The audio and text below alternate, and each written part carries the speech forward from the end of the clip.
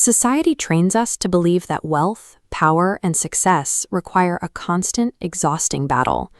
We are taught that pushing a boulder up a hill, grinding against external forces, is the only way to win. Ancient mystery schools, like those behind the Egyptian Duat, map the universe as a bureaucratic labyrinth, where progress requires recognizing the grid's rules.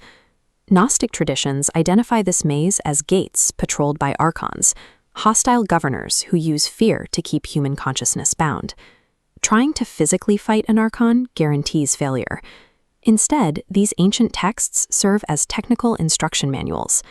To bypass a gatekeeper, the initiate must deliver a specific ritual declaration, a precise verbal formula that strips the entity of its perceived authority. This hidden architecture governs modern power dynamics.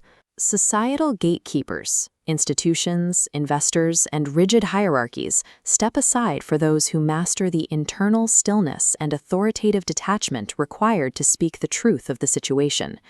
This dynamic plays out every single night. When you fall asleep, your brain releases neurotransmitters that paralyze your voluntary muscles to prevent you from acting out your dreams. Your body locks down, but occasionally your mind wakes up early in the transitional boundary of hypnagogia. To an untrained mind, this paralysis is terrifying. The ego panics at its inability to move, prompting the amygdala to project a shadow person or a demonic presence to justify the physical fear. This neurological freezing is mirrored in waking life. High-stakes environments, a critical negotiation, or an intimidating social circle frequently trigger this same fear response, manifesting as timidity or a literal inability to act. The Gospel of Thomas provides a protocol for this threshold: movement and repose. It requires maintaining total physical stillness, treating the body as entirely relaxed, while the mind remains sovereign and alert. Robert Greene identifies the modern equivalent.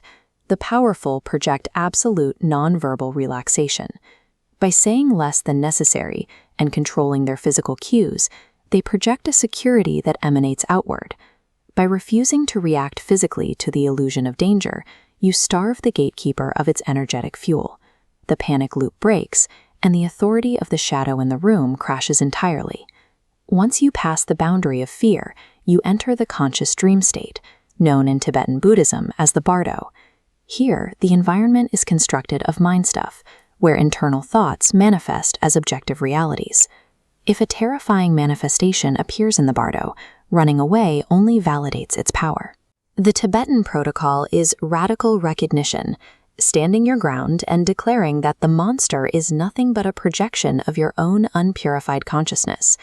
Psychologist William James mapped this exact principle into modern science. He theorized that by acting as if you possess absolute confidence, you force your own psychology and the world's perception of you to align with that state. Gnostic texts apply this by claiming a divine lineage. When challenged by an archon, the initiate declares they are from the pre-existent father, a move that bypasses the local authority by claiming a superior, unmanifest origin. Christopher Columbus used this mechanism to gain his funding. Despite being the son of a grocer, he fabricated a noble background and carried himself with such absolute certainty that the kings of Spain treated him as a peer. Thomas Edison utilized a similar strategy by publicly announcing he would light New York City in 5 years, before he had even invented a working bulb. The bold claim shifted market focus and caused capital to pour in, creating the very resources needed to realize the invention. The simulation of reality yields exclusively to absolute, assumed boldness. When you proclaim your position without a hint of doubt, external resistance shatters. Victory in the dream state requires absolutely zero physical effort. It relies entirely on cognitive dominance and matching the frequency of the desired outcome.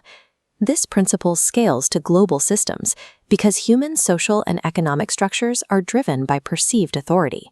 When an individual projects unwavering certainty, they become a gravitational center that reorganizes chaotic resources, investors, and attention into a structured orbit around them.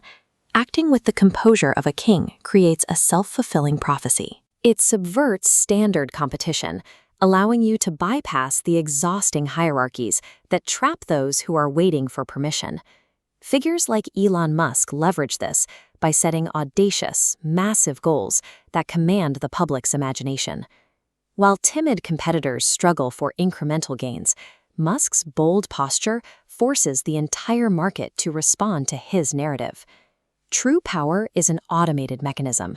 It is triggered by internal posture and psychological leverage, rather than a prize won through brute external combat. The cosmic gauntlet of the afterlife is navigated every single day in the waking world. The rules of the labyrinth remain consistent: awareness over effort. Facing an obstacle with sovereign authority breaks the neuro-linguistic loop of fear. By correctly identifying a threat as a systemic bluff, you reclaim the mental energy that your own insecurity previously granted to the obstacle. The societal archons, the critics, the gatekeepers, and the market barriers only possess the authority that your own hesitation provides. The practitioner enters high-stakes environments without flinching. Armed with experiential knowledge and radical detachment from outcomes, they move through the world with an effortless sovereignty. Stop exhausting yourself fighting the simulation. Refuse to identify with your fears.